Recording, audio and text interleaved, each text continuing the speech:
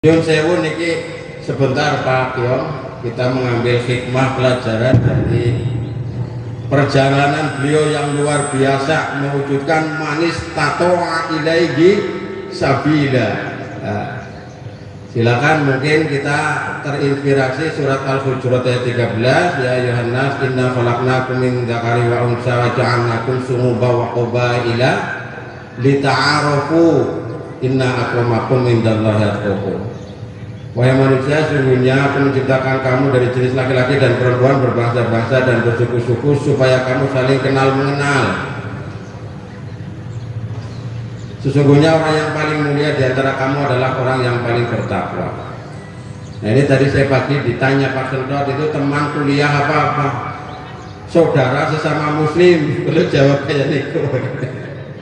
Tadi malam saya dikabari, saya ada dari Bali mau ke Arab Saudi naik sepeda, diistirahatkan. Jadi jadwal istirahat di Banjar, tapi karena tadi malam supaya istirahat di Magelang oleh teman di sini, kemudian tadi malam istirahat dan saya ketemu.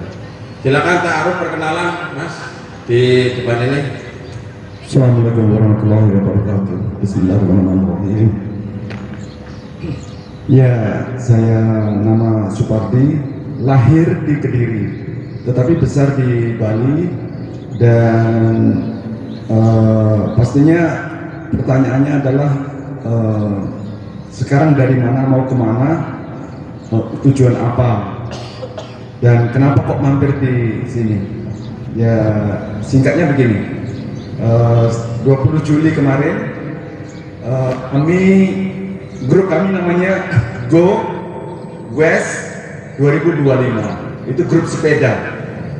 Go itu pergi, West itu ke barat, 2025. Terus di belakang sini ada tulisan Fun to the Holy Land. Ini mohon maaf karena kita ingin keluar negeri, jadi biar siapapun bisa mengerti. Kenapa kita pakai bahasa Inggris, bukan sok-sokan, tapi memang kita ini ada di lebih banyak melewati totalnya Pak, bukan 9.000, 15.000, sekitar 15.300 dan 15.700 km. Oh, 15.000 ya. Kalau pakai sepeda termasuk belok-belok. Oh iya iya. Ya.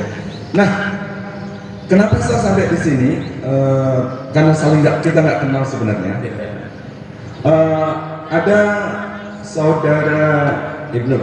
ya pokoknya ada namanya Mbak Ana. Mbak Ana ini kami kenal ketika Hari Raya Kurban barusan.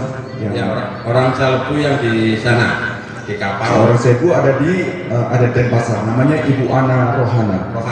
Ibu Rohana. Adiknya siapa? Ibnu. Adiknya Mas Ibnu. Nah, ketika kurban, Hari Raya Kurban, saya berdiri aja. Jadi kami ini orang lingkungan. Kenapa kami bersepeda? Ya karena kita ingin menjaga lingkungan. Ketika Hari Raya Kurban kemarin, kami mengenalkan sistem mengolah limbah. Artinya gini, judulnya adalah kurban tanpa limbah. Jadi salah satu masjid, sekian masjid itu kan ada yang 13 ekor sapi, berapa puluh kambing. Nah itu kemana larinya? Bali ini pulaunya sangat kecil ya, nggak punya tempat untuk membuang, nggak punya tempat untuk, ya akhirnya dibuang ke sungai, dibuang ke jurang, dibikin lubang. Dan itu mengotori alam, dan itu tidak bagus bagi kami. Berarti nggak ada yang dibuang itu? Sama nggak dibuang. Jadi itu dijadikan apa? Dijadikan kompos. Kompos loh. Ya. Semua. Jadi, misalnya satu masjid itu ada 20 sapi. 20 sapi. 300 kambing misalnya. Iya. Itu rumennya, ususnya, limfa, ginjal. Pokoknya apa yang nggak bisa diolah itu, kan itu baunya luar biasa. Dan itu bisa diolah tidak seperti itu. Ada sistem pengolahan osaki namanya, dari sistem Jepang yang kami pelajari bisa. Dan itu semuanya berubah menjadi kompos, tanpa bau, tanpa lalat, tanpa belatung, pokoknya nggak ada. Dan itu dibuat di sisinya masjid gitu, di halaman masjid. Kapan-kapan mungkin bisa disampaikan. Nanti pulangnya mudah-mudahan bisa mampir lagi. Insya Allah. Kalau mau dipelajari, ada di YouTube-nya video-video para kiai yang memberi kesaksian. Ya. Ya, motivasinya ini ke Arab ini. Yang berikutnya ini mungkin waktunya terbatas. Ya, jadi gini, Ibu Ana tuh salah satu penggiat. Jadi kami ketemu, kami undang ke situ. Akhirnya kami tadi malam kami lewat sini, saya jepret sepeda saya di depan Majenang. Ya, di depan sini berarti tadi malam.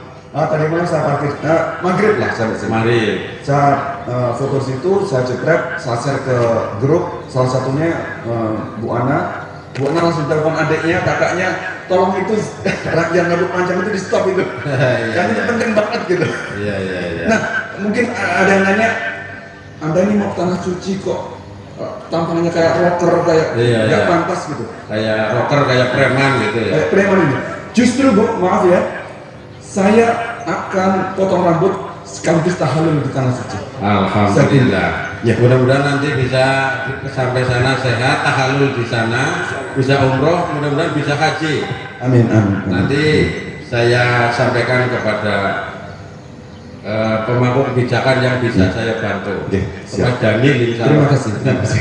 Ya karena sekarang kalau umrohnya sudah positif Pak Sentot, insya Allah. Haji itu kan belum ada regulasinya, sehingga kalau jenengan mau mengikuti sekarang itu belum jelas nanti aturan untuk ini itu dan lain sebagainya, sehingga kita doakan ya, kita support, kita doakan mudah-mudahan Mas Parti ini di perjalanan sehat, lancar sampai di Haromain dalam keadaan sehat dan bisa menunaikan umroh dan haji dengan sebaik-baiknya. Pulang lagi, mampir lagi ke Madinah dalam keadaan sehat.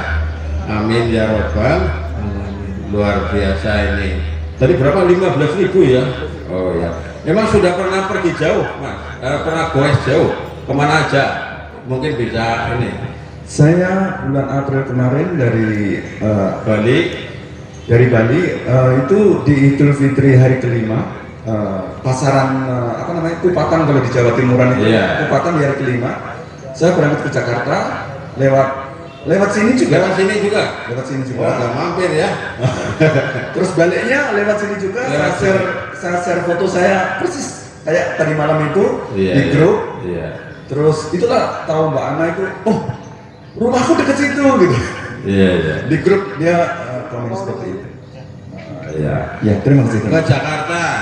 Bolak-balik sepeda lewat jalur ya Gunung Kidul. Berarti ngukur, ngetes fisik, mental dan dengan ngetes tekan nari Bandung. Kan kene Bandung.